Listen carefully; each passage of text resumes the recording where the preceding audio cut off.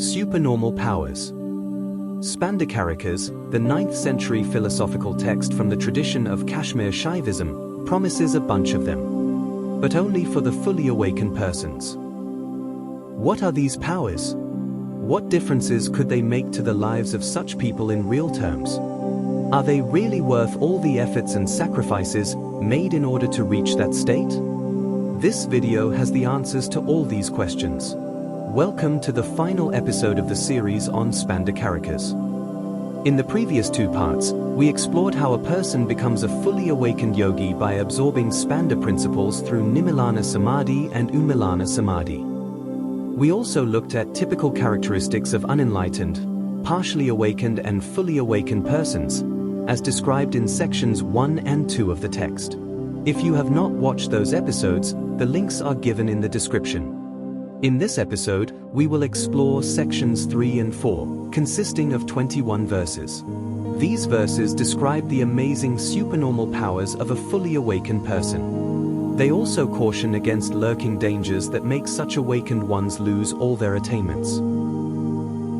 Let us dive into the subject. Here is a broad translation of verses 1 and 2. Lord Shiva fulfills all the desires abiding in the heart of the yogi, who is awakened and alert after causing the rise of the sun and the moon within. Similarly, Shiva appears in the central channel and reveals the desired objects of the person, who never desists from his identification with Shiva. Here, the moon and the sun stand for Jnana Shakti, or the power of knowledge, and Kriya Shakti, or the power of operation. The first verse implies that an awakened person does not sit over her desires, rather she actively gathers knowledge and then takes action to fulfill those desires. According to the second verse, the person, who remains in full awareness of his identification with the Supreme Consciousness, gains control over his dreams. He can dream what he wants to. It means, such people have control over their subconscious minds. In effect, the fully awakened ones can get what they want both in waking and dream states. The third verse, however, cautions that if the person is not thus concentrated, the creative power of the divine freely manifests all kinds of things, even to a yogi, both in waking and dream states, as it happens to ordinary people. Verses 4 and 7 offer help in aligning with the power of Spanda. When we look at something, first we notice its broad appearance. With an intent look, we start noticing even minute details about it. Similarly, with such an intent mind, when a yogi resorts to the power of Spanda, which is being rooted in the I consciousness, he gains the ability to know everything in its essential form. He also attains the ability to know everything, everywhere. When resorted to the power of Spanda, even a feeble person is able to do what is to be done, like an exceedingly hungry person overcoming his hunger. So, no matter how weak we are, how depressed we are, Spanakarikas shows the way out. The verses 8 and 9 speak about depression, its causes and remedies like this. Depression saps away the vitality of the body, just like a robber robs the valuables of a house. Depression is caused by ignorance and destroyed by a state called Onmesha, or the rise of the awareness of I consciousness. For I consciousness leads to the disappearance of all depressing thoughts. Now let us look at certain supernormal experiences we may come across as we progress in establishing ourselves in the awareness of I consciousness. Seeing light between the eyebrows during meditation? Or hearing spontaneous sounds within? Or maybe experiencing a supernormal taste on the tip of the tongue? Verse 10 advises us to ignore such experiences. It says that those who have not yet fully disassociated their self-identity with the body experience such supernormal phenomena, but they should be considered as obstacles to the realization of the Spanda principle. According to verse 11, when the yogi infuses all objects that he sees with the light of his consciousness, the delusion of separateness disappears, and he experiences the bliss of unity of consciousness. Verse 12 says that the yogi should submit everything he observes to Spanda, which is his essential self. Then he is not troubled by diversity, as there exists nothing which is separate from him. That's all about awakened or aspiring yogis. What about ordinary people who are unaware of Spanda?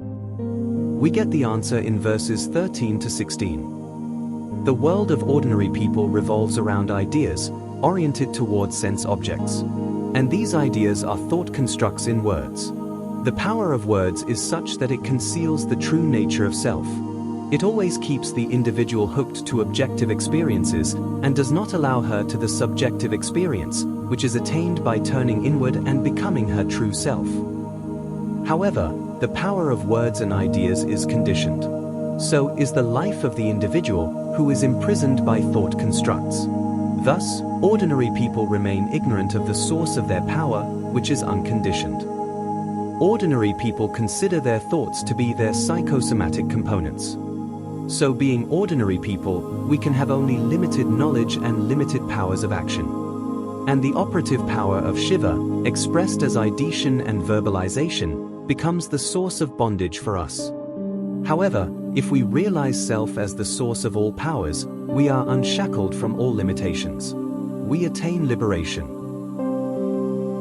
Why is it important to attain liberation? Verses 17 and 18 speak about how the subtle body of a bound individual determines his future destiny. This subtle body consists of the ego, mind, and the intellect. It contains the impressions of our thoughts and desires. When a person dies, the subtle body does not die. Instead, it becomes the vehicle of the soul. And its content becomes a tremendous psychic force, seeking expression through another physical body. It means another birth. Can this transmigratory existence be stopped? Certainly, says verse 19. When a person is firmly rooted in the Spanda principle, the subtle body comes under his total control. Now, he has the freedom to put an end to the journey of his soul, the journey that had meandered through an evolutionary march, taking innumerable births in innumerable forms. Now he can choose to just remain as his eternal self. No subject-object divide any longer. Just one undivided consciousness. With that, this series on Spanakarikas is concluded. Let us pay homage to the author of this text, the 9th century philosopher, Vasugupta, as done by the 2 verses in section 4 of this text. Subscribe and stay connected for more such enlightening topics. Thank you.